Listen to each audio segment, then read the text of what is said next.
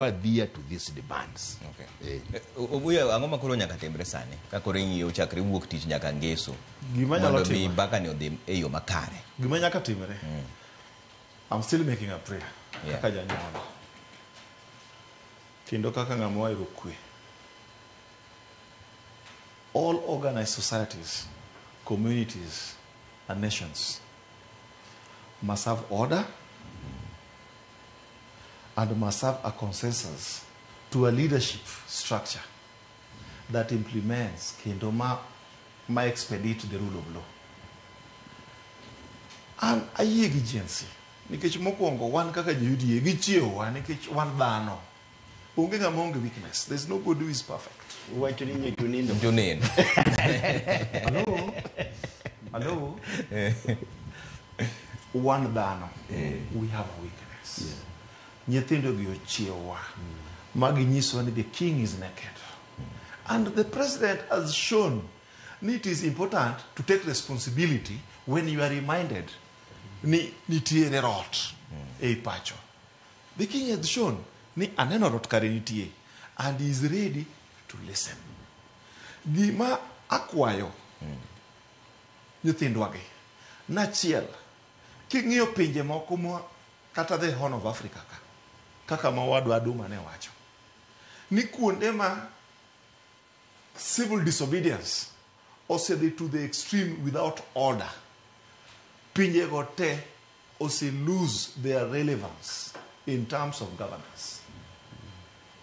Mane omiyo akwayo ni nyithindwa gi gisi push the political class, because the government has a role, equally the opposition has a role to play.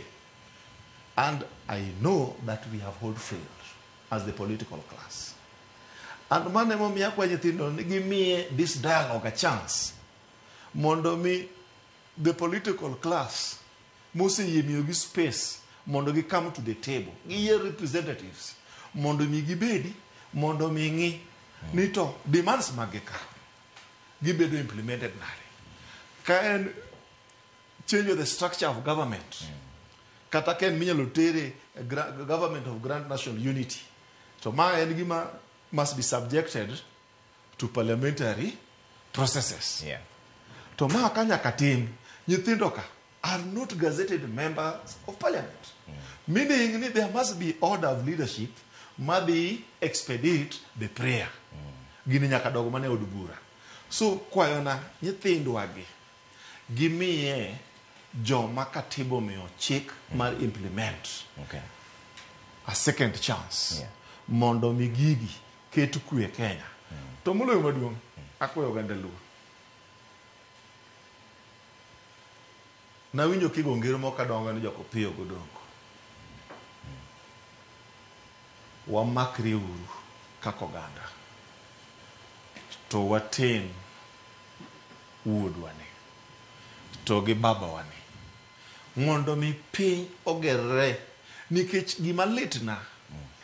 Interrogate kendo ni Jeremiah Kioni was part mar NADCO.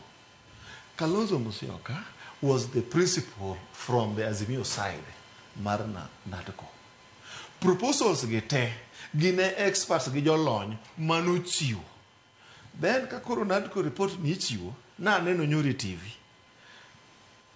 Body language mare gi statement mare, opogore ka jakadom dugu winjo, to jakom no kelo kwe.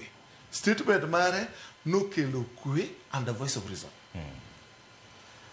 To kakoro aneno kokwagi ni gidhi gimadh chai, to kochopo sama koro gichiwo statement ma last makoro gin oko ma KCC. Jeremiah Kioni is missing. Kalonzo Musyoka is missing. Jakom odong' gi jo Oparanya kod Wandai. Jotend Azimio gi dibed ni mamoko mopogore ma ODM ni dibed ni nitiere romo moro magitimore mopogore gi outside mkutano magitimo pile kaka jo Azimio. Back to jo ODM. Gi interrogate ni dibed nitie buche moko mopogore gi buche magitimo gi joka. Momiyo jakom odong' kende gi jo ODM sama koro gi a destination. Okay. Mheshimiwa Aduma, un ka koro watieko